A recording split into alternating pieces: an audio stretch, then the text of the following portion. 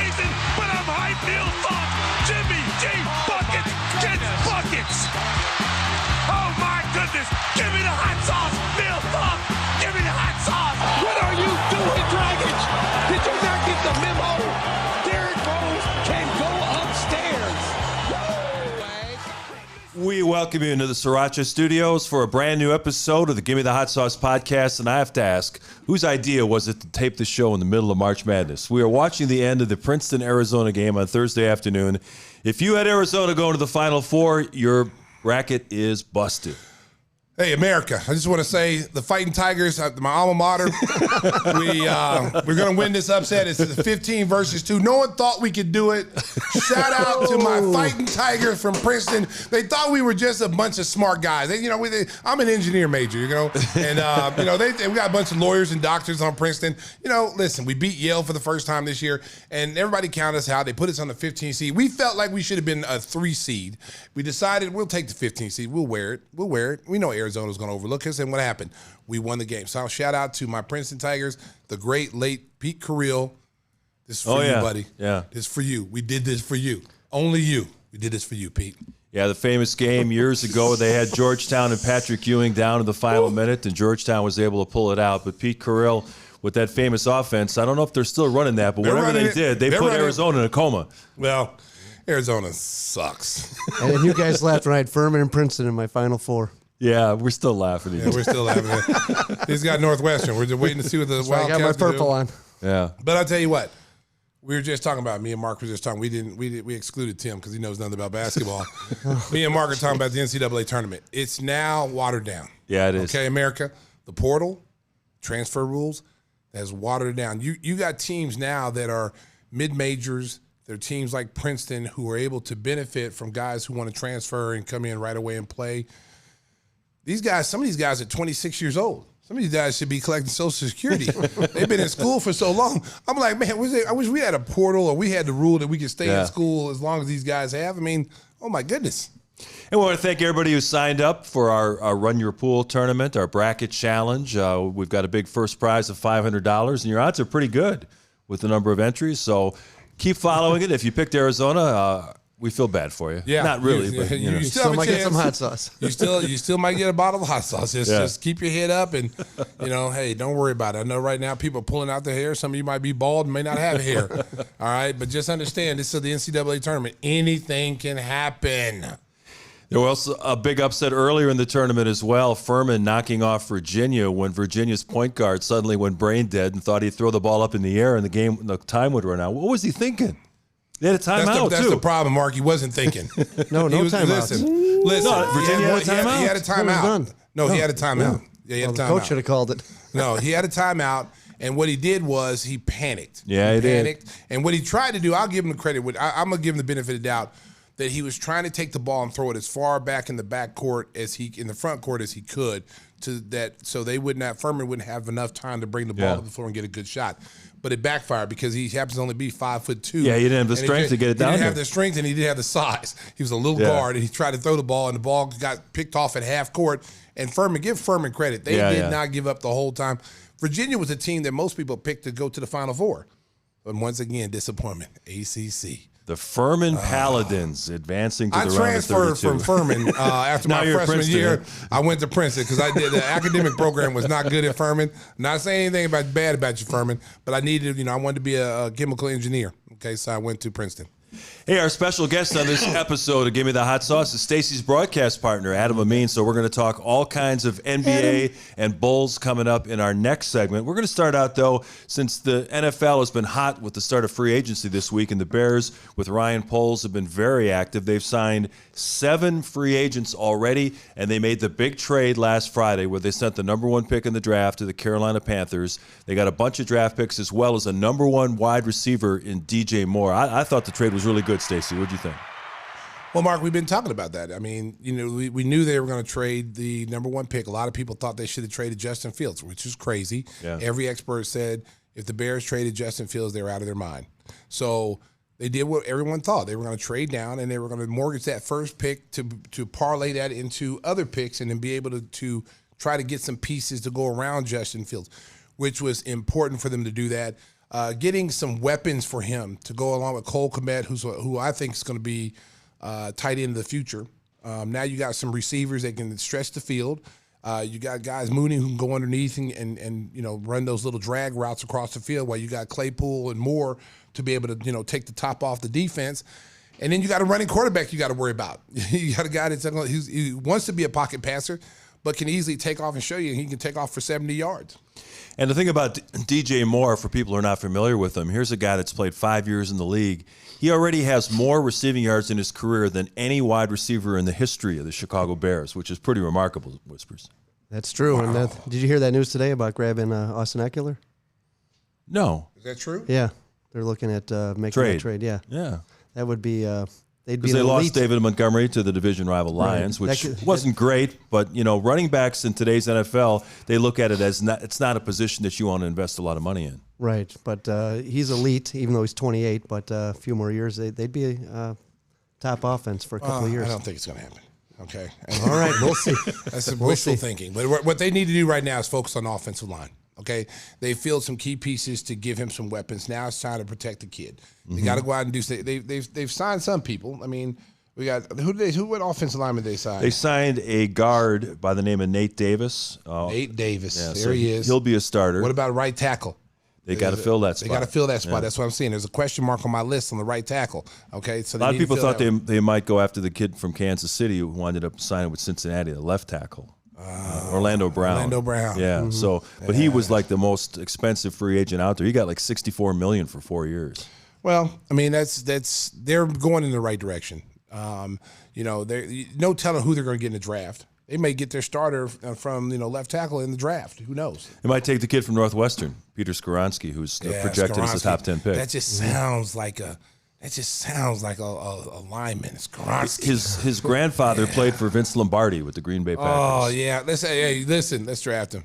Ryan Pohl, if you out there, listen to me, baby. Skoronski, I like that. Sounds like an NFC North offensive tackle, isn't it? And the NFC North. Hey, listen, there's a lot of change going on. Oh, that's for sure. A lot of change. There's a certain number 12 leaving. He's going to New York. leaving on that midnight train to New York. Did you see those Jets fans going berserk? Good luck with that. The guy's going to be 40 next year, and he doesn't even want to play. How about him saying, I went into the darkness. I was 90% sure I was going to retire. And then the Packers were talking shit about me, so I decided I'm going to play again. Well, he went in the darkness because he turned the light off in his bathroom. Okay, that's why, and he went to sit on the toilet. That's why he was in the darkness, and he went to the wilderness. Okay, he's been in the darkness for a while. Yes. If you read some of his comments, and then he only comes out and says things on Pat McAfee's show. Right. Like if you ever want any news about Aaron Rodgers, go to Pat McAfee. I like Pat McAfee; he's a good show, but that's the only way you talk. And you know what happens when you go to the Jets as a Brett Favre tried it. Well, then you start sending out dick pics. That's what happens. What? Is that a clause in the contract that you have to do that? Yeah, it's part of the deal. And then you go to the Vikings and get an MVP over 40. There goes another sponsor. Wow. Leave it up to Whispers. Who's the sponsor? Dick pics. Wow. Matute or Nikon? No. Trojan condoms. They're the only ones going to support us now with that comment. Wow. So, what do you think is NFC North looks like now? Is Justin Fields the best quarterback in the North? I mean, Jared Goff and Kirk Cousins obviously had good seasons last year. Good numbers. Listen, America, don't sleep on the Lions. Yeah, they were good last year. Dan and the Fighting Campbells. Yeah. That's what Dan and the Fighting Campbells. I'm telling you, I watched the Hard Knocks. Yeah. And that dude, he's the one guy you want to see succeed. Like he put so much into that team and the way he treats his players. Like if he wasn't in the NFC North, I'd be rooting for him all along. Because I hate when he's got to play the Bears. But do not sleep on that team. That team at the end was the hottest team going into the playoffs. I mean they almost surprised a lot of people. Yeah, went in Lambeau Field, knocked the Packers on out of there. That's why you saw the Packers the way, everybody thought Aaron Rodgers was done. He was holding little Randall Cobb, and then little Randall Cobb was walking out with him. He said, don't worry, boys, we're going to the Jets. Just hang on, give me a couple of months. I'll work that deal out. That's another thing that you bring up. Remember how Aaron Rodgers was saying, I don't have any weapons, and they never get me a wide receiver in the draft. So then he gives the New York Jets demands that you got to get Alan Lazard and Randall Cobb and the tight end Mercedes Lewis. These are the guys he was complaining about weren't good enough, and all of a sudden he wants them all in New York with him. The guy is certifiably nuts. Let me just tell you, he's a diva. Yeah, that's for sure. A lot of great players are. When you win 2 or 3 MVPs, you can make these demands. If a team is stupid enough to do it, then go ahead and rob them. They already signed Lazard. That's what I'm saying. They signed into a nice little deal. It's like I said, it's like, when people come in and they, want to rob a bank, most people wear a mask so they can't see who's robbing the bank. Well, you got Aaron Rodgers walked in with no mask on. He's actually looking up at the camera. I'm about to rob you, Jets. I'm just telling you right now, I'm about to rob you. I want this guy, this guy, this guy. See you in a few weeks. And they brought in his favorite offensive coordinator, Nathaniel Hackett, who failed miserably. Couldn't even make it through 1 year as head coach of the Denver Broncos with Russell Wilson as his quarterback. That's not his fault. That's Russell Wilson's Another fault. diva. Russell Wilson, he's to blame for that. You got a coach's office. Hey, he tells the players, if you need to talk, come up to my office. No one does that. That makes no sense at all. It divided the team, and Hackett was in his first year there, didn't have the control that he needed to put his foot down. Russell Wilson had too much power. He will not have that power with Sean Payton. I guarantee it. He will not have that power. Well, let's get back to the Bears. They have 10 picks coming up in the April NFL draft. 4 of them are in the first 64, so they're going to get some guys that they look at who could potentially contribute right away. But when you look down the list of some of the free agents, I really love the linebackers they got. Tremaine Edmonds, the guy from Buffalo, that guy is a killer. He'll hit you, and he'll force some fumbles. T.J. Edwards is a local guy, played for the Philadelphia Eagles. He had almost 160 tackles. Really impressive. DeMarcus Walker is a guy that's got some potential on the offensive line, the defensive line. We mentioned Nate Davis, who probably start at left guard, and then they brought in a running back, Travis Homer from the Seattle Seahawks, more of a special teams guy. They added P.J. Walker as a free agent, a quarterback. They released Trevor Siemian today, so P.J. Walker, sorry about that, Whispers, your Northwestern guys leaving town. But it makes sense because P.J. Walker is an athletic running quarterback, so you play the same style that you would do with Justin Fields. Yeah, because Siemian runs a 40 in 2 weeks. It's just not gonna. I like Trevor Siemian as a pocket passer, not as a runner. No. Ooh. And they also signed Andrew Billings, the defensive tackle today, who played for the Raiders last year, started most of the season. And they got cap space. Yeah, they had the most cap space, I think, in the NFL. So they were able to go out. They were out going Christmas early. They were shopping for everything. But the 2 linebackers are huge. Yeah. Because you got younger and you got guys who are very productive at their position. Buffalo is going to really regret Edmonds leaving. That dude's a stud, man. Whew, that dude, he's on my fantasy team, my IDP league. Oh, man, I haven't lost with him. So they got younger and more athletic. It sounds like Gar Foreman was in charge there. Wow. Come on, man. Gar, listen. Gar's my friend. Come on. Gar is avid listening to the show. Gar, listen. I didn't sign off on that comment. Your name should not even been brought up, Gar. But Mark, Mark is an assassin, man. Yeah, that's right. He just hits anybody in the crosshairs. So Gar, whatever you're doing, you're in Hawaii drinking, margaritas, or you're drinking fruity drinks. Just go back to doing what you're doing. Right. Disregard that statement from our friend Mark over here. That's terrible, Mark. Well, Mark can't answer his door late at night. Lori Lightfoot was on line too. She called me when I got home, and she said, "Stacey, I thought we were better than this." Did you see the guys in the Sriracha crew posted the video with the clip they ran? That was great. You guys did great with that. Yeah, you did good. You did good, Sriracha crew. But I just want to tell you, Lori called me. She called you. Lori did not appreciate the comments that were made and how you guys just made fun of her. So I said, Lori, listen. If you really want to come out here, come and talk to these guys, you're more than welcome to come to the show. Yeah, with your security. And you know what? Bring your security. We'll hold Mark and hold Tim and let you get as many throat punches off as you want. Okay? You can take 10 if you want. So bring your big security guards that you had. What was the beer you said she was drinking? Modelo. She was drinking Modelo. She was drinking Modelo. She's a tiger. A 24-piece. And then the man who said she was Beetlejuice, that's the comment she didn't like. That's the comment she didn't like. So she said, you know what? He said, I'm going to make a remake of Beetlejuice. Okay, I want to talk to that guy, Whisper. So, yeah, Whisper, you're on the hit list, buddy. She still got power. She got juice. So if you come up missing, we know what happened. So she's still keeping the Bears at Soldier Field, too? She said now, no, she's going to Arlington Heights. She said, since y'all kicked her out of office, she said now out there. She said, y'all kicked me out of office now? Okay, I got something for y'all. We're going to Arlington Heights. Let's go Bears. Well, I'm sure that Lori and many people out there are looking to fulfill their insurance needs, so we're going to give you a little bit of a tip. When it comes to insurance for your auto, home, and business, make sure you contact the king of insurance, our good friend, nationwide agent Jeff Vukovich. You can reach him at jeffvuk.com. That's Jeff, VUK.com. And Stacey, the best jingle in business.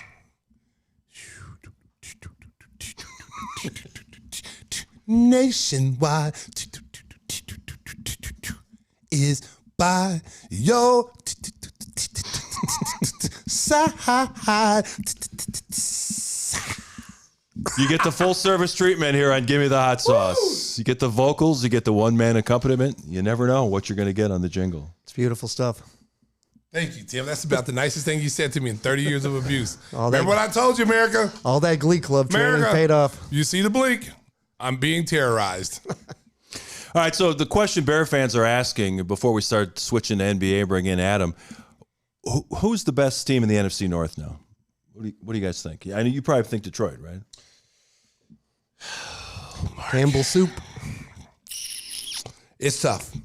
It's tough because if they brought Kirk Cousins back, but they just released Thielen.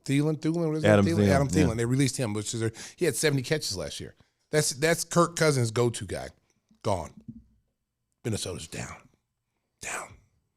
So it's the Detroit Lions and the Bears. Chicago Bears fans, I'm on the bandwagon. I've been on the bandwagon from day one. I was here when Rex Grossman was a quarterback. I supported the Bears then. I supported Bobby Douglas. I wasn't even born with Bobby Douglas here, but I supported Bobby Douglas. Bob Avellini. Oh, remember Bob Avellini? Oh, Bob Avellini. Mike Tomczak. I've been a Bears supporter for years. I didn't jump off the bandwagon when they sucked. I'm not jumping off the bandwagon now with my young quarterback, Justin Fields, who was at the game yesterday, and Claypool and all those dudes at the game yesterday. Did you see Claypool eating? No. Okay, so we put Claypool up on the line, right? Little young kid, young guy, He's sitting there. He doesn't know the camera's on him. And he's just chomping. Head didn't come up for 2 seconons. I was like, hey, baby, you going to prison? Oh, baby, it's the last meal. Come on, Claypool. It's like your daddy and chicken. Oh, my. Hey, listen, don't talk about my daddy. Man, right? Okay? You done crossed the line. Hold on, America. Stacey can say that, but you can't I can say that about my daddy. You don't say nothing about my daddy, Whispers. All right? Boy. Woo. I thought I was back in Lawton, Oklahoma, baby. I was getting ready to fight. You don't talk about my daddy. I thought it was your mama. You get. Oh, you talking about my mama too? No, I just got to know where the rules are. Oh my God. Okay, I'm gonna see you after the show. After the show, we're gonna settle Got this. to the bike race. Yeah. Okay. All right, Whispers. Who you got in the NFC North next year? I'm going Bears. There you go, Bears. I have to. So what position would you take if you had the first pick or the 9th pick in the draft, like Ryan Poles says? I think they got to go offensive tackle. Northwestern. That's Peter right. Skoronski. See where I'm going with this? Skoronski. Did you see Fitz the other day? Got to the podium, go Skoronski to the Bears. Oh yeah. He flat out said it. I love it. Yeah. Well, I mean, they're still talking about the Georgia kid. Yeah, if he slides. But did you see what he did? He couldn't even finish his workouts at the pro day. Listen, man. Just move on past that. He's costing himself millions of dollars. Move past that. Get to the offensive lineman. You already got 2 linebackers. Yeah. You can go get a defensive lineman cheap and put there that could be very productive in those positions. Then the next year you got a first-round pick. Then go out and go grab a top stud on the defensive line. But right now you need to get that offensive lineman because that's the position that'll be there for the next 10 to 12 years. And that'll protect your franchise quarterback, and that's what I do. And the Bears, with Ryan Poles, also have a backup plan. If for whatever reason Justin Fields doesn't take the next step they expect in year 3 and they have to worry about guaranteed money going forward, they could always package their first-round pick, the Carolina pick, and trade up and get a Caleb Williams or somebody like that next year. That's the backup plan if things don't work out. You know what? There should be no damn backup plan. You always have to have a backup plan. No. Listen, man. Listen. Right, because Poles didn't draft Justin Fields. Right. Okay, so that's why he's not totally committed. Okay, but listen, man, you coming in here. It's one thing if you got a veteran quarterback that's been here 7-8 years, you're not committed to him. This kid's been here 3 years. Okay, he's a dynamic quarterback. Had he stayed in school, he'd probably been a number 1 pick. Come on, man, invest in this kid. Get this kid some offensive linemen. Get him the weapons, which you already have done now. Now it's up to him. Now, if you get all these things in place and you protect him, you got him some receivers and a running back, and now you got some people can take some pressure off him. Komet's going to be a stud. Okay, let's just call it the way the modern day tight end is. He's going to be a stud because he's a pass catching tight end. Like to see him block a little bit better. But hey, I don't care about that. Go catch me some balls, get 60, 70 catches, give me a couple of red zone touchdowns, we're good to go. But get him an offensive lineman, get him some linemen, protect him, and then you base off that, okay, we got everything he needed now. If he doesn't progress, now we look at plan B. But let's invest in this kid. Because if you're him, you're thinking like, man, these people don't even believe in me. Like, wow, okay, when I come free agent, I'm the best quarterback in the NFC and the NFL. Well, that's going to cost you.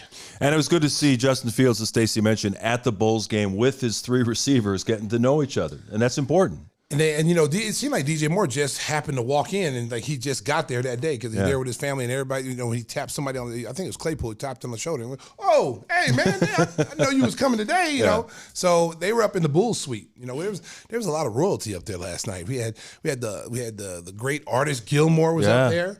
We had Tony Hugh Jackman, Kukoc. He was up there. My boy TK, Hugh Jackman. He looked like Hugh Jackman, man, a young Hugh Jackman. Who else is up there? There was a bunch of people. All the Bears guys were up there. And, it was pretty cool. It was pretty cool seeing all those people up there.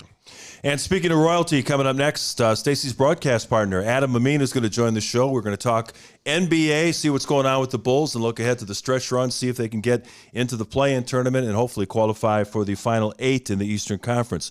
But before we bring Adam in, I want to tell us about our friends at Biggers Mazda. Their sizzling new Elgin location at Randall Road is the biggest Mazda store in the state of Illinois. Biggers is offering a bottle of Stacey's signature hot sauce with first test drives of new or pre-owned vehicles. It's your choice, everything from the coolest SUVs to the stunning Miata. So join the fun at 2100 Randall Road in Elgin at Biggers Mazda. Tell them Whisper sent you. They'll give you a weird look and tell you to head the other way. Yes. Mazda. And remember, with a test drive, you get a bottle of Stacey's signature hot sauce. You can't beat that. Great cars, great hot sauce. We got something special coming up later in the show. You want to tease that?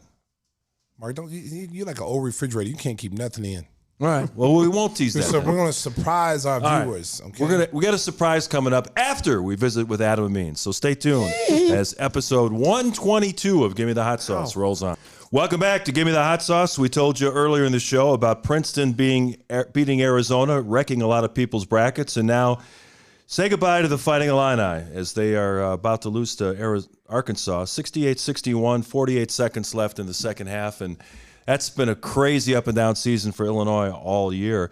Let's welcome in Adam Amin. Do you fill out a bracket, Adam, and how's it doing at this point?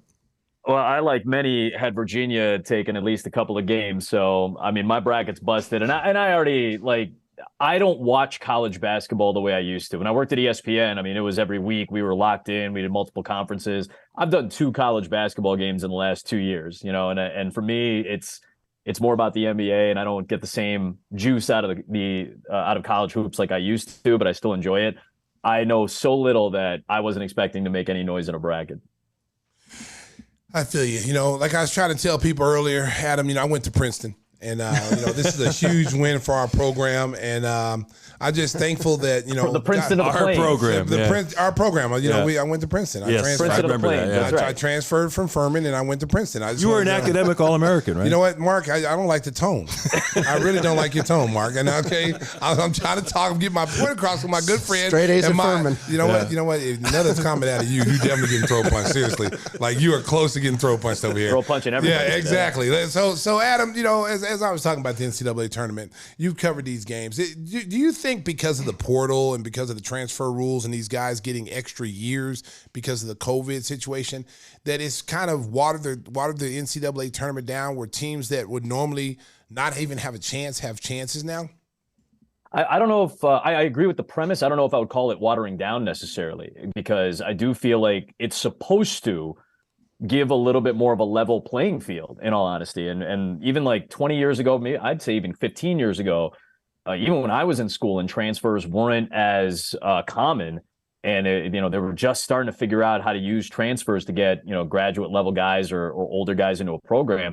It was still teams like Butler and VCU and George Mason making deep runs in the NCAA tournament, double-digit seeds that were starting to make their way, and that was because we at least attributed it to teams that had continuity compared to the teams like your Kentuckys. Duke was starting to become like a one-and-done factory in a lot of ways. So I wish that the intended kind of pursuit of this was a little bit better highlighted over the course of the year, because regular season college basketball to me is the attraction is the Kentuckys, the Dukes, the North Carolinas, the Blue Bloods. In the NCAA tournament, at least in the first couple of weekends, it's supposed to be about Cinderella, the underdog. And I wish that would have been marketed a little bit better to those of us who are a little bit more casual of fans now of college hoops after the COVID situation kind of turned some of us away from watching it a little bit more consistently. All right, we stalled as long as we could. Now we got to get to the Bulls and what's going on. I know that you run, Adam, run. You and Stacey talk about it on an almost nightly basis on the broadcast. It's just been maddening to think that a team with this kind of individual talent has a record that they do, especially when you look at the record in clutch games. Last year, that was one of their pillars. They were winning close games, and Billy Donovan has talked about it almost ad nauseum in some of the post-game sessions. What's your take on what has gone wrong, particularly their inability to win close games? Yeah, the record is completely flipped, right? These are the types of games they were winning last year. Now they lose, I think, 2 out of every 3 of these over the course of the year. Last night included against Sacramento. I think, Stacey and I have talked about it a lot. It's a lot of detail stuff, it's not for a lack of talent, because this is as talented of a group as you're going to find amongst teams. Like if you were to compare the rosters of Cleveland, New York, Atlanta, Miami, even I'd venture to say even like a Philadelphia, you would at least be able to make cases for comparability. And So you're right, Mark. It's not a talent drain. It's detail stuff, and I feel like we say this every night. There are pockets of time, periods of time where all of a sudden the shot selection goes awry or the defensive rotations start to really falter for too long. Everybody has breakdowns, but those rotations all of a sudden for 2 or 3 minutes, sometimes 5 minutes, all of a sudden nobody's getting to the right spot or everybody's a little bit late and nobody's helping the helper. And it's one night it's one thing, on another night it's another thing. And we've talked about the Lonzo Ball situation a lot this year, and I don't doubt that a lot of those problems would be, if not completely negated, they'd be severely mitigated in a positive way if he were here, but he's not here. And for it to take 67, 68, 69 games for us to keep harping on this, it's kind of disappointing. And it's not for lack of a talent. It's not for a lack of will. It's not for a lack of intelligence or desire. It's a lack of detail and basketball IQ in the context of these important segments that they just haven't been able to succeed in. Well, I totally agree with you. I go back to the third quarter. The Bulls last night won 3 out of 4 quarters. Back in the CBA days, we had quarter points, and that's how you determine who was the higher seeds when the seasons was over, when it came down to playoff time. So you had to win every quarter. So when you play every quarter, that means it's a game within a game. So that first quarter is actually a game. Second quarter is actually a game. So it kind of got that feel last night where the Bulls probably have to start thinking that way, is winning quarters and trying to win as many quarters as possible. But last night in the third quarter, being outscored by 15, coming out to start that turn, and we always notice certain things. Like, we pay attention to what's going on. And, I saw yesterday, them not really going through warm-ups at halftime and not really, getting themselves ready to go. Because I've always said the first 5 minutes of the third quarter is going to tell you a lot who's going to win that quarter. And that was very evident last night when Sacramento came back. They didn't really like the way they played in the first half, and they came out in that third quarter and blitzed us. And it makes sense, right? Because in the third quarter, you have your same starting units, the same starting 10. I always kind of use that as a broadcaster crutch, same 10 that started the game, start the second half. And the point of kind of reiterating that is you've also had halftime and 24 minutes of game time to see, all right, who's hot, who's not, who are we doing a good job defensively on, who's got the hot hand on our side, and let's utilize those things. That's when we talk about halftime adjustments or expecting the opponent to do something different. Hey, Malik Monk didn't do a whole lot in that first half, but we know he does a really good job. So with 6 minutes left, let's make sure that we key in on him and make an adjustment to him and start to rotate to him. And I'm not saying, I'm just using that as an example. I'm not saying that that's what happened the other night, and you know better than I do, Stace, but I think it's that type of adjustment, those types of details that I think the Bulls have been lacking in, and too often. The games that they've won, they've been able to win on sheer talent alone. Zach LaVine is as talented. You can't tell me that there are 25 more talented players. I'm not saying he's the best player. I'm saying talented offensive players. You can't tell me he's not a top 20 guy. You probably make a case for a top 15, and some would make a case for top 10. You can't tell me that it's a talent issue. It's are we continuing game? Kendall talks about it in studio. You get away from the game plan. Whatever that game plan in the first half that got you to that point, to have a multi-point lead, a double-digit point lead, they seem to just get away from those things. And I understand they're looking for the knockout punch, but I think this is a team that needs to win their fights with body blows. They need to consistently jab and consistently go to the body. This is not a haymaker team that can knock down 4 threes in a row, take a 6-point lead and turn it into a 17-point lead. It's just not one of those teams. The news of the day is that Lonzo Ball will be having a 3rd surgery on that troublesome left knee. The doctors have just been unable to pinpoint exactly what's causing the pain and discomfort that's kept him from getting back on the basketball court. Bulls have a tough schedule going down the stretch. They've got a couple of home games coming up, then a home-and-home with Philadelphia, and right now, it's looking tough to get into the playoffs. When you look ahead to the offseason, Adam, do you anticipate that we're going to see major changes or tweaking around the edges?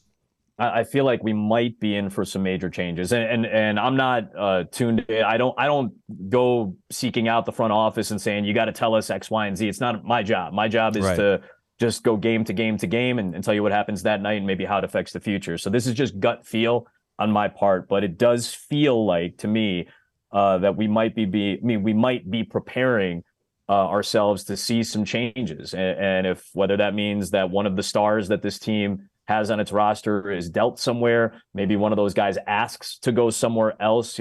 I can understand that these guys are hardworking. They're loyal to each other. They've done a great job in terms of building team chemistry and love and appreciation and respect for each other.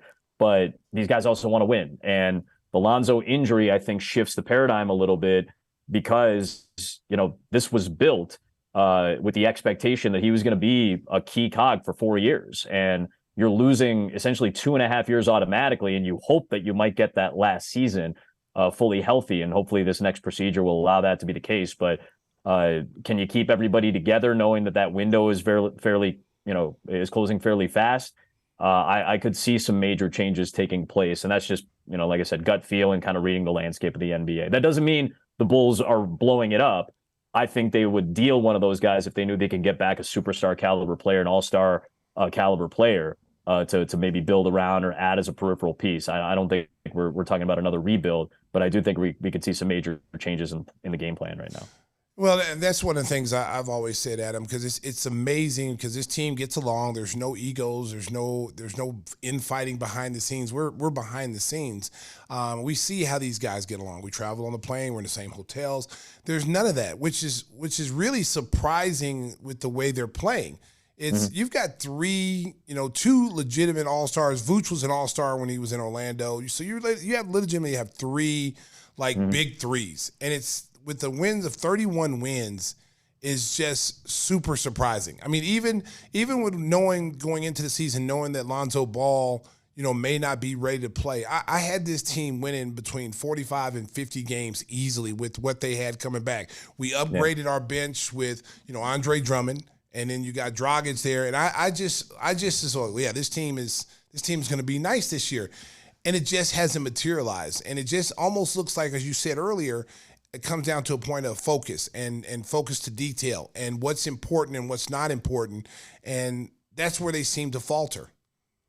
I think I understand too. I understand frustration. I understand being upset with the situation because, again, prideful guys with a lot of talent, and they expect more of themselves in terms of wins and losses. I know individually there have been some really good years. Zach LaVine has had a fabulous season, all things considered. Coming back from the knee injury and having a slow start to the year, he's still putting up numbers to hit, that are par to what we're used to seeing, if not, stretches of better efficiency than we've seen in the past. DeMar DeRozan still can put up 30 every night, like we saw the other night. And Vucevic in a contract year, I credit him a lot, man. He gives you consistency. If nothing else, there's been a consistent line just about every night. You're going to get 18, 19 points, if not more. You're going to get 10, 11 rebounds, if not more. And you're going to get, 3 assists or more often than not. So I credit these guys, the improvements of Kobe White, the flashes of Patrick Williams, when you realize, hey, he's still only 21 years old and he's doing things that, in the past, we never saw 21-year-olds doing. So I give these guys a lot of credit, but the Lonzo injury really derailed what I think was a fabulous craft put together by Arturas Karnisovas and Mark Eversley. I was talking to our buddy Jason Goff about this the other day. If you have any type of job, you want to be considered a craftsman in your job, whatever that job may be. Stacey's a craftsman as a broadcaster. I want to be a craftsperson. I want create the job and make it worthwhile. And I know GMs and VPs of teams think that way too. They want to have their roster put together, and for other people who do the same job to go, you did a great job putting that roster together. And I thought it was fabulous when this team got put together a year and a half, 2 years ago, whatever it was, with Ball, Caruso, bringing in DeRozan, Levine coming off a rock-solid season, Vucevic playing very solidly, Williams developing, White developing, and the additions that Stacey talked about. This was crafted to be a number one seed type of roster.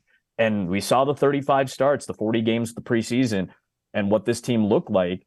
And if that's the sample size you're going off of from 2 seasons ago, and then you improve your bench, the expectation is absolutely to win somewhere between, I would have said around the same stage, I would have said like 42 to 48 wins. And if not more than that, if you get a full season and get some momentum and you get a couple of breaks going your way, this is a 50-win team potentially. So to see it get derailed so quickly by one, spoke of the wheel getting pulled out, it's really disappointing. And I think that's what's so disheartening for you and I know the coaching staff, for the players, for fans. It's been tough. I understand that. It's been very difficult at times to watch.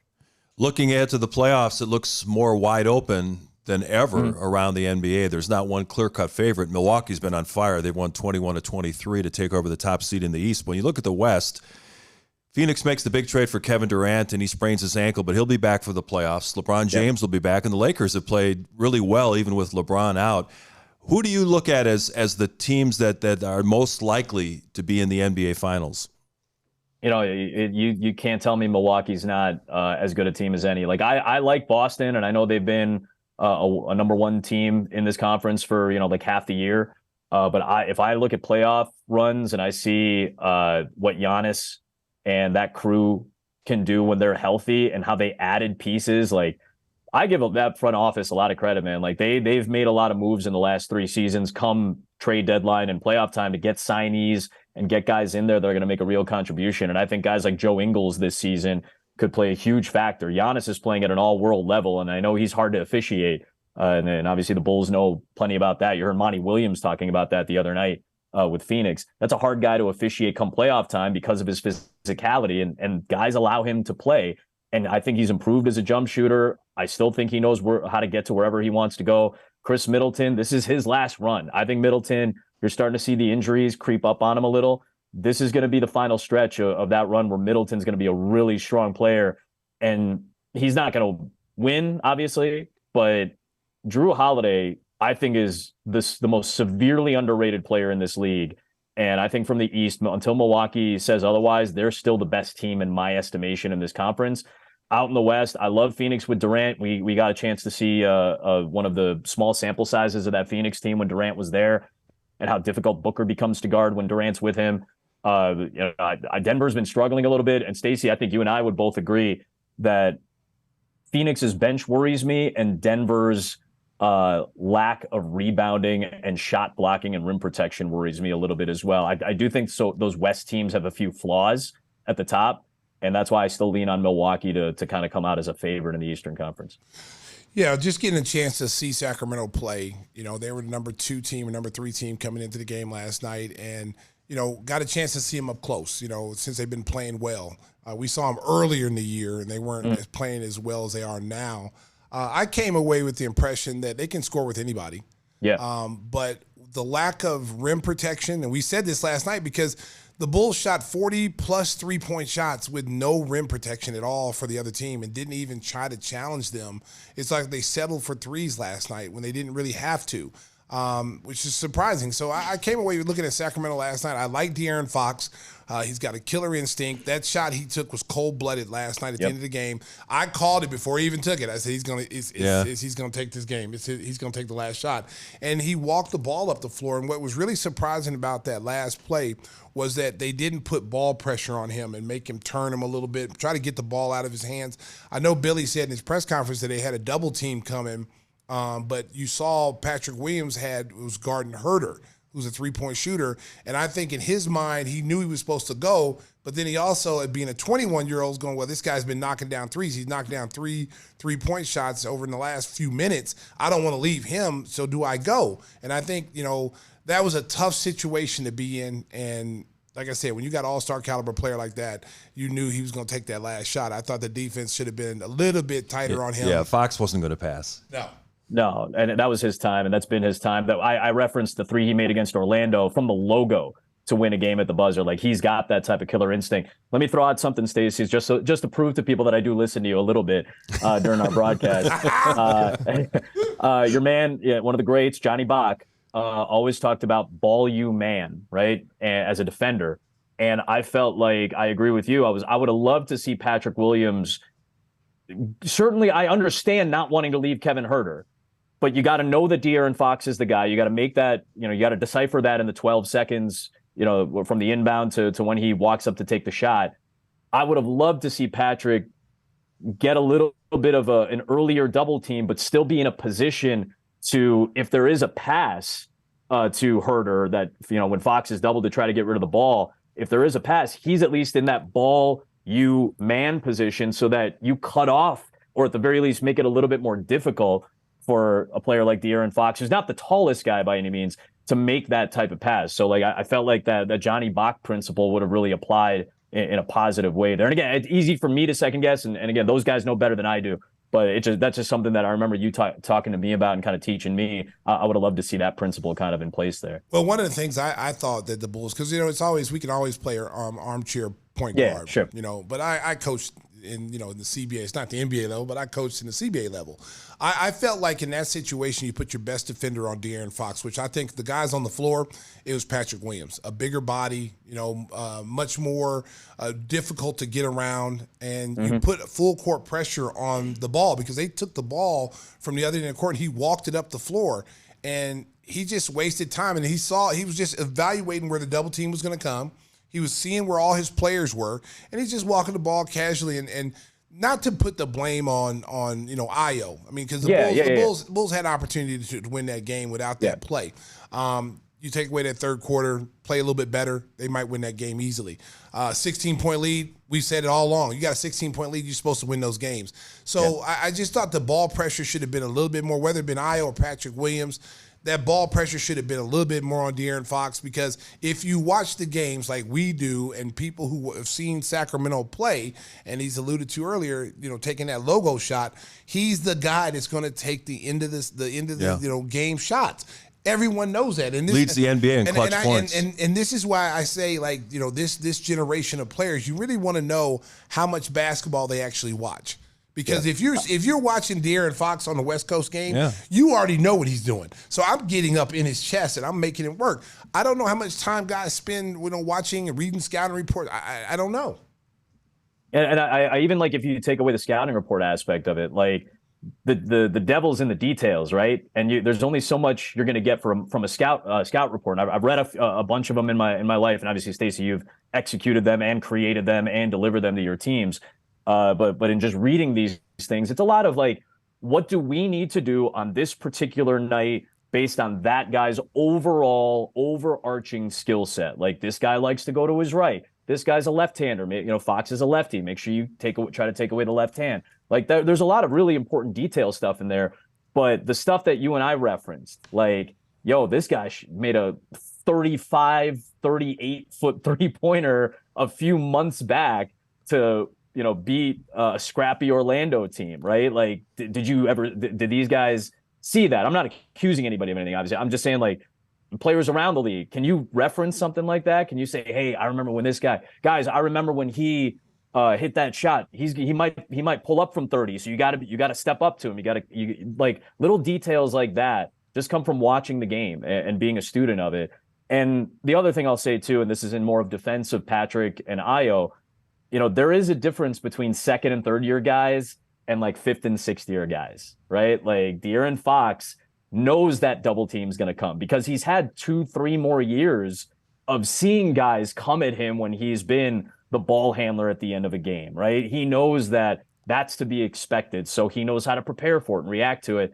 And when you have a little less experience, sometimes you don't pick up on those things in the heat of the moment. And the point of doing this and being a veteran, when we say, oh, this guy's a veteran, it's because we expect him to know certain things about very specific situations that he's probably run into in the past compared to other younger guys who haven't seen it as often. Hey, Adam, when you're sitting next to this guy and he's got his crystal ball next to his telestrator. And Nostra Stacey, yes. Yeah, and he's in the clutch moments of those games. This happens a lot, especially this year. And he's talking about the next play, the failure, the win of what's going to happen with the Bulls. And he calls it like he did last night, the De'Aaron Fox thing. He says, this is his time, get up on him and blah, blah, blah. And then that happens. What do you think about that afterwards? I don't think of it as like, oh man, we pat ourselves on the back or like, hey man, so when Stacey's like, I told you, he's not like patting himself on the back. He's like, he's trying to emphasize a point. Like, this is something you have to know. And for me in my position, I viewed moments like that, obviously with pride, because it reflects on my preparation and on Stacey's preparation. And the reason I feel like we're good at what we do together, and the reason that we're good at what we do individually, and the reason I think we can continue to even be better than that is because we work really hard to try to know these teams as deeply as possible. And we do it in our own ways too. I might look at more numbers. Stacey's going to watch a little bit more tape and go off his gut and his education and his knowledge.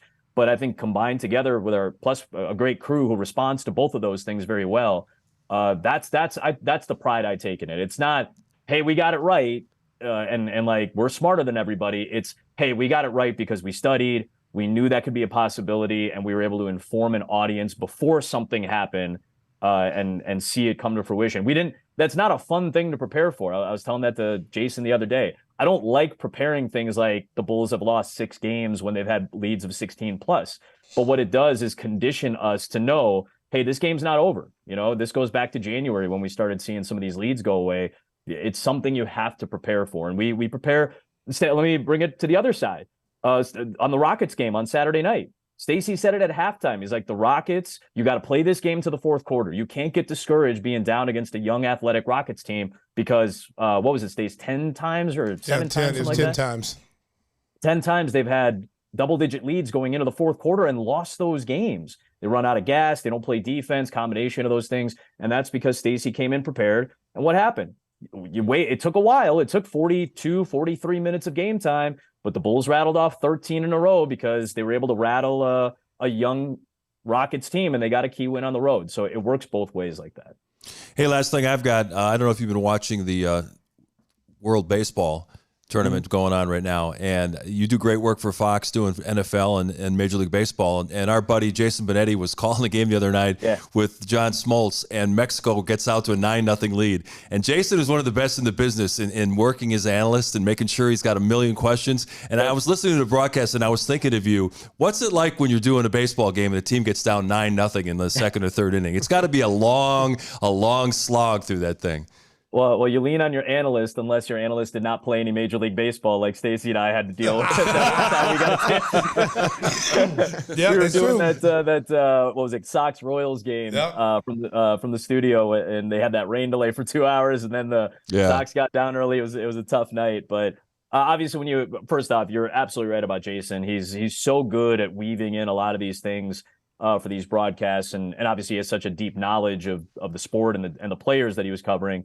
Having done Major League Baseball the last several years, but he's great about it, and you have to recognize who you're sitting next to. He's got John Smoltz. I've worked with John 3 times, 4 times, whatever it is, at Fox, and he's one of the best in the business with some of the best knowledge base you're gonna find. It's a World Series winner, a guy who started, who relieved, he was a closer, he played for great teams, he played for some bad teams, he got traded, he's a Hall of Famer, he's had all these different experiences, and you look at the guy next to you and say, what's the best way to utilize that person? And for Stacey and I, in a sport like basketball, where it's a little bit faster, a little bit more fluid, and the pace is a little bit quicker, we don't always dive into a ton of stories, but you also got a great personality next to you. And we have a good time, and getting to do this for the last 3 years now, 3 seasons, we have some jokes and we have some connectivity and some things that we can, we can dive into. So it's a lot easier when you have the right partner to make it easier for you. And then obviously I come in with some stories and some prep, and we can take time to talk about the opponent and some stories you may not know about the opponent. And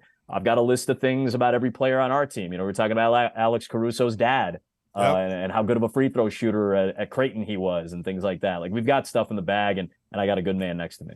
I'll tell you what, he's just being nice. Let me tell you something. I have so much fun. Like, America, you probably don't know this. Like, I'm letting you a little secret. I was ready to walk away like Butch Cassidy and the Sundance Kid when Neil took off. When we had to interview like 17 people, whatever. And I was like, man, maybe I should just go out with Neil. We go out as a team. And so I was really close. And then we hired Adam. And then all of a sudden, my whole attitude changed because I worked with him. The very first day I worked with him, we had a lot of talented people come through there. We talked about that before. Even you, Mark, you were like 17. Yeah, I know. We always go back to that. Mark was number 17. Mark, come on, baby. Go, you know how we do things. Don't let Adam come between us. Don't let Adam come between us. So the very first day I worked with Adam, I knew right out the box. I got to talk to Susan, and I told her, I said, hey, he's the leader in the clubhouse. We don't even have to interview anybody else because we just clicked from the very start. He got me, I got him. It's got even stronger as we've gotten along. I mean, we have so much fun on air. Sometimes we forget that we got to do a game, you know. So we have to be reminded sometimes from the power to be. once in a while. You know what? It's a good reminder. Yes. It is a good reminder. Yes. It's good to be reminded. Hey, you know, let's lock it in. Get focus back on there, you clowns. You clowns. You clowns, but it is fun. It is fun knowing that if the game does go off the rails, if the score is just, you know, wayward and the game isn't as compelling, we know how to, or at least we try, and we certainly have options to make it more fun and to try to make it more informative and entertaining, and hopefully. The goal is that everybody walks away at the end of the night that watched the broadcast and said, I enjoyed that. Whether the game was good or Stacey was good or I had a good time with him and we had some laughs or the game or the Bulls played well, whatever it may be, or a combination of all those things. If they walk away and say, hey, I had a good time with my guys, that's a win. That's a win for us as a broadcast team, and that's a win for us as a crew. Whispers, you got anything else before we say goodbye to Adam? No, he's always the best guest, though, Ivy. Yeah. Makes me smile the whole time. Thanks, Adam. He says, Adam. The quicker picker-upper. Adam, he says that to everybody. He's lying. I know he does. He does. He said that to the little dog that we had on that does little tricks at the halftime show. That dog was cute. Look at him. And Scooby was like, exactly, nodded his head or whatever it is. Yeah. Oh, baby, we got another game this weekend, baby. But Adam didn't show us his T-shirt. He always has a good T-shirt on. What's going on there? Oh, what do we got here? We got, you know what? Actually, you'll like this. This is from my guy in Orem, Utah, Cameron True. He owns a joint called Bam Bam's Barbecue. It's one of my favorite spots. Oh, nice. Give him a free plug, baby. Give me the hot sauce, baby. Free plug. We might collaboration. How about that? Right. A little collab between my guy, between all my food connoisseurs. Hey, listen, you already know I'm collabing with Goose Island, baby. Oh, baby, I don't turn I gotta that try down the with my burger. collar. I still haven't gotten a chance to eat the burger. I want to eat it soon. So Come on, man. What kind of friend are you? I've got a chance. Yeah. Come on, man. You should have already tried it by now. Come on, man. I thought you was my brother, when between the 5 minutes that we got between we walk out and Mark Brady's yelling at us to hurry up and sit down, you clowns. Yeah, We got to record this. Sit down, clowns. Get back on it. Get on the headset, clowns. Oh yeah. Mark Brady. Shout out to Mark Brady, Tamara Anderson, and Danger Russ. My boy Russ Anderson, he's a good dude. We got a good crew, man. A lot of fun. Adam, thank you so much for joining us. Enjoy the rest of your evening. A couple of home games coming up, and then it's back on the road. Hopefully a strong finish for the Bulls. Look forward to seeing you soon, Adam. Be well. Thanks, boys. Appreciate you. Stacey, I'll talk to you tomorrow. All right, big dog. And we're going to stay with the food theme coming up. We're not going to wreck the surprise, but we got something special coming up on Gimme the Hot Sauce. Episode 122 of Gimme the Hot Sauce rolls on. And before we get to our special guest, we've got some breaking Bears news. We started out talking about free agency and how Ryan Poles has done a good job improving the roster. They just stole a player from the Green Bay Packers. Robert Tonyan, a young tight end, a great pass catcher, is now going to be able to team up with Cole Kmet and some two tight end looks. Gives Justin Fields another weapon. And they take somebody away from the Packers. Dun, dun, dun, dun. Breaking news, Bears fans. Hey, is he a good blocking tight end? He's more of a receiving tight end. Yeah, Okay, he was so- one of Aaron Rodgers' go-to guys. So we may have that Aaron Hernandez, Gronk kind of Yeah, pairing. When some those two two tight end guys, looks. That'd those be two good. guys were dominating before. Aaron Hernandez went crazy on us. Yeah, Man, that's true. geez. Oh, Lord have mercy. Yeah, go to Netflix if you want to Yeah, see. go watch the Aaron Hernandez story. That might be a show y'all can watch. What are we watching? Yeah. I ain't watching that shit. Don't watch it before you're going to bed either. My goodness. So the things are looking up for the Bears. A lot of great additions in free agency, and we've got a special segment coming up. We were talking to Adam Amin about some food and getting out to Goose Island to taste Stacey's specialty burger. We want to welcome in Zay Gamble. He is the founder of Eat Well Meal Prep. And Zay, tell the folks your story about why you decided to get involved in the food preparation business. Well, at one point, I was like 320 pounds. Crazy.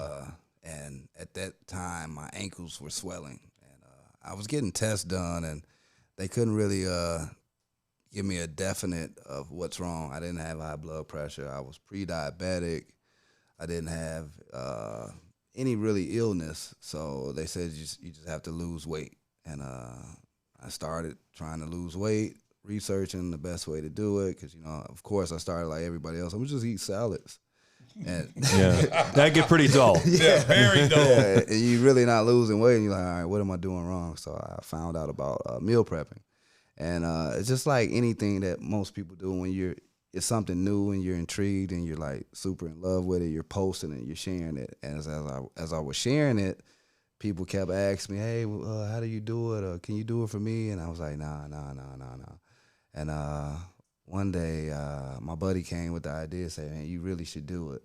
Because I had lost the weight by then. And I started it.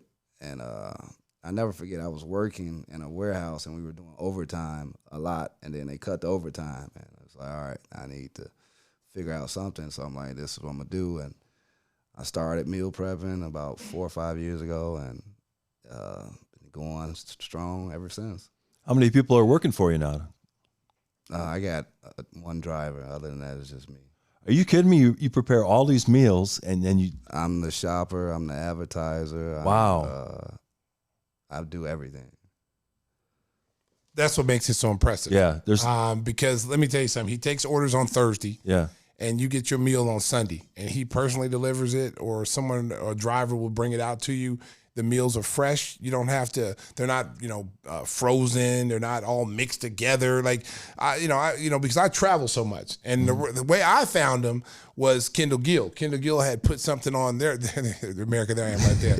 Yeah, right there. See that? Yeah. I just got my order right there. I was a happy customer, and I've been ordering ever since. But I saw the advertisement on Kendall's thing, and I've always been looking for one that's been in Chicago, because I used to order some that came from like California or Vegas, and when you got it shipped to you, the food never looked like the pictures. It was all it was frozen. Yeah. It was in dry ice, and then when you unthawed, it was just mushy, and the vegetables were terrible, and it was very expensive. It was very expensive for what you were getting.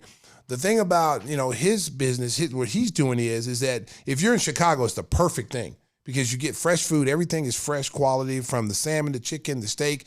And it's just not like boring. Like every week is something totally different. He can cook chicken 100 different ways. He can cook steak 100 different ways. It's just not the same chicken breast, rice, and potatoes. You know what I'm saying? It's something different all the time. I mean, he brought some stuff here today. So America, I'm sorry you guys don't get to taste it. But I'm going to taste it for you, okay? You can live vicariously through us. Yeah, so talk a little bit about where you do all your work at, how long it takes you to make meals, and when you have to do an order and get it all out by Sunday. Talk a little bit about that. Okay, so I'm renting out a kind of like a shared kitchen in Elk Grove Village, and I'll just start. I take the orders. They come through my website or whatever. Sometimes I take it. People, I do take last minute orders if it's like someone who's like in desperate need, like an older person that's probably struggling with, high cholesterol, gout, or something like that. I'll take theirs after the deadline. But I take the orders, and then I create a grocery list. Then I do all the grocery shopping, and then from all the grocery shopping, then I start prepping everything, as far as like cutting the vegetables up or cutting the potatoes up, peeling potatoes, marinating the meats. And I get everything ready for Sunday morning. I get to the kitchen Sunday morning, probably about like 4 a.m. And I try to get the food out by like 2 to 3 p.m. And it's it's a long process. But I've been doing it for so long, and I started in my mother's kitchen. So I was doing it in my mother's kitchen at a high rate, and it's kind of like it's a little impressive because it was a regular kitchen, and now I'm in a commercial kitchen, and which kind of helped me all those years in a regular kitchen. It's like I had to kind of be 3 or 4 steps ahead because it's a smaller space. And then when I got in a larger space, it's like, all right, it got a little easier, but my volume increased too. So that's pretty much it. It's a long period of time though to cook from on a Sunday because I got no help. Yeah. I got 4 or 5 things going at the same time. I got a mental timer. I have no timer going off. I'm just like in my head, like, all right, I got to check the chicken in a second. I got to make sure I gotta grab the potatoes out of the cooler, put them in the oven. I got to go check on this. And also at the same time, I have to make sure the quantities are right because I have customizable orders where, I got a guy who's a bodybuilder. So he's going to eat 3 times the amount of carbs as everyone else.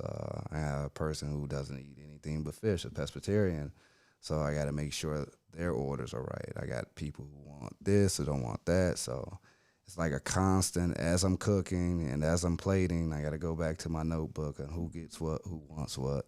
Stacey doesn't like salad, so I got to make sure I never put a salad in his bag. You want fresh vegetables, right? Yeah, I want fresh vegetables. Yeah. His salads are good though. His salads are great. He puts them in like a mason jar, and you can just like kind of shake them up with the stuff. Yeah. It is really good. So, but see, there it is right There you there. go. See there, America? That's what the salads look like. They're delicious. Don't get me wrong, they are delicious. But his meals are so good.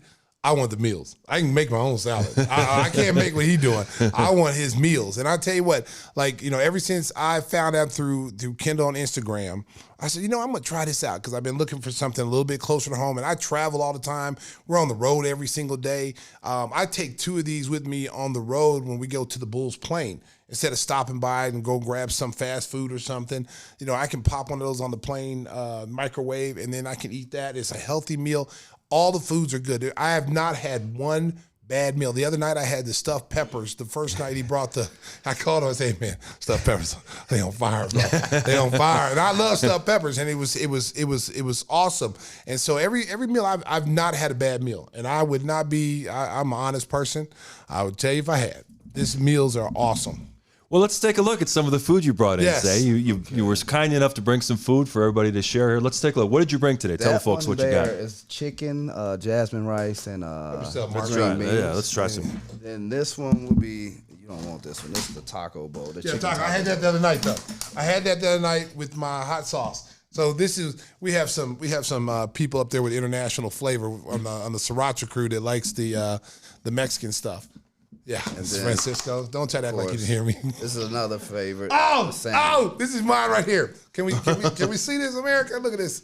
Look at the salmon over here. Where we at? Look at the salmon, and then there's the broccoli, and it's proportioned very well. Right. It's proportioned very well, Which is really important, Yes. isn't it? Yes, that's the Yes. most important thing because oftentimes people, it's like a lot of companies out here that they portray that they're meal prepping companies, but they're really just putting dinners or meals in a bowl. Right. And the important thing about this is if you got Hot sauce. Hot sauce. if you got What the you got? right Chicken. portion. No, don't put that on there. Get the barbecue sauce for the chicken. Ooh, boy, I'm telling you, Mark, you're going to take it to another level, boy. Come on now. Ooh. For you guys, or for you Sriracha crew that's going to maybe have the Mexican Southwest food over here, I suggest you take the salsa verde and put it on all this and mix it all up. Yes. I don't have to tell you, okay? All right? And as a matter of fact, leave the money on the table when you try some of the hot sauce because nothing's for free. I'm sorry, people. But broccoli, baby. Got to eat healthy, baby. Say, while we're eating here, why don't you tell the folks, so many people try these latest fad diets and they're always frustrated because they don't work. Why does this plan work where a lot of these fad diets fail? Because this diet is based on the simple principles of a certain amount of carbs, a nice amount of protein, and a nice amount of vegetables. So pretty much all my meals are 4 to 6 ounces of protein, about anywhere from a half a cup to a cup of green vegetables, and I go from maybe a quarter cup to a third cup of carbs. That keeps all the meals essentially under 600 calories. Oh yeah, that's great. That is great. So, and the best thing about my food is that I don't cut back on the taste. I don't use a lot of sodium either. Right. But I give you enough flavor to make you want to eat. To make you want to drive past McDonald's and go to the microwave and want. No, I'll go one step further. It make you just want to slap your partner. That's how the flavor is, America. Oh, the salmon is on fire. Oh, Lord. Just to be clear, I just cooked all of this for you. I don't care, man. So you and Stacey going to get a partnership deal with the hot sauce? The hot sauce is barbecue's great with the chicken, Stacey. You're right. I told you. Yeah, delicious. Takes it to another level. Yeah. Wait a minute, what else you got over there too? Oh no, it's the same. Oh, you got another salmon? Yeah. Oh, We got to make sure the hot sauce crew gets a chance to sample it. I'm sorry, we don't feed these people. It's a sweatshop over here, America. It's a sweatshop. You gotta earn the right to eat. Especially Dangerous D over there. He's got bad attitude. We may not feed him. We'll feed everybody else. Maddie, we're gonna feed our extraordinary producer, Maddie, Nicky Knuckles, and Francisco, but we don't know about Dangerous D because he's got attitude today. He's about ready to get throat punched. Yeah, Zay, before we say goodbye, tell the folks again how they can contact you and place their orders. You can contact me on my website, which is eatwellmealprepservices.com. My IG is at eatwell.mealprep_Chicago. My email address is xaviersenior@eatmealprepservices.com. Why don't you spell that for the folks? Which one, my name? Your email. It's XAVIERSR@EATWLL.MEAL. Ooh, no, it's not that. Prepservices.com. Prepservices.com. Yeah.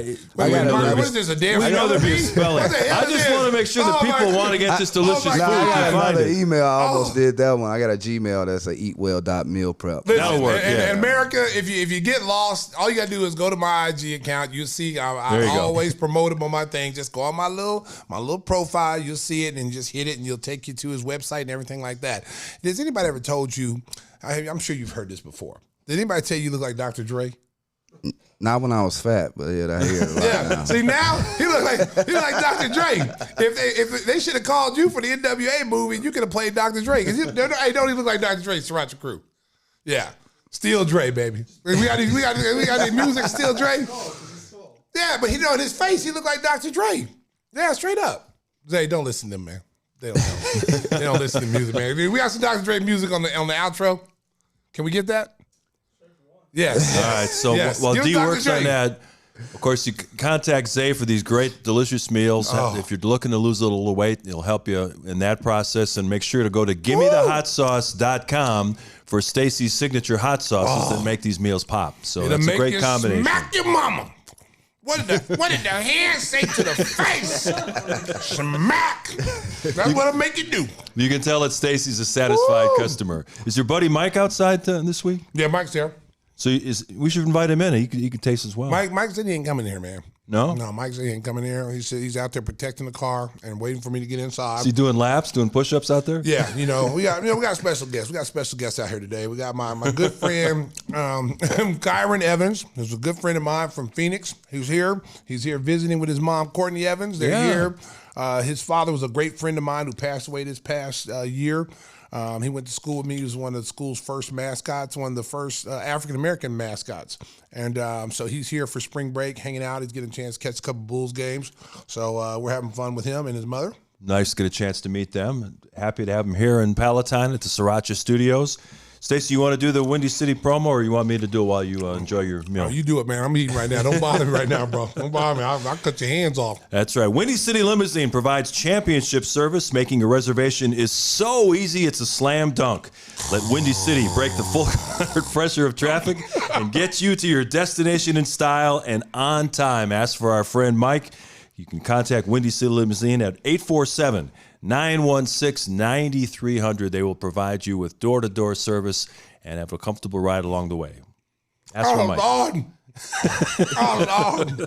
I'm telling you, man. Listen, America, if you don't get this man's food, you are missing out Stop buying that fake stuff that comes from California.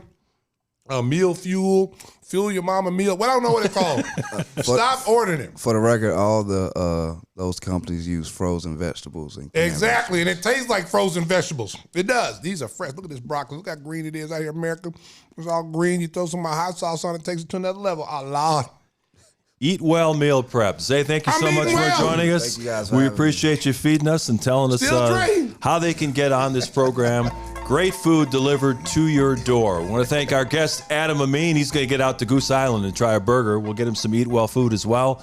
And want to thank our great Sriracha crew. We'll come back at you next week with a brand new show. Thank you for joining us. Episode 122 is in the books. We're going to finish eating here. Have a great night. Drive on safely. Eat well, meal prep, baby.